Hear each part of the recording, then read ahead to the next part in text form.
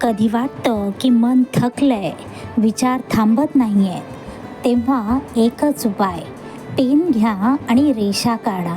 हो, अगदी साध्या रेषा, मनात येईल तशा. यालाच म्हणतात डूडल आर्ट, मनातून उमटलेल्या रेषांची कला.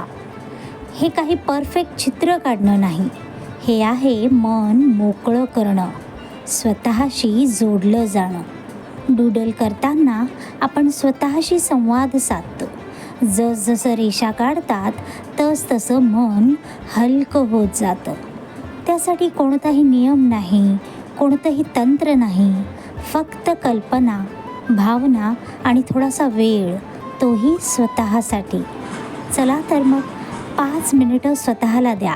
एक पेन, कागद घ्या आणि शांततेकडे एक पाऊल टाका डूडल आर्टसह.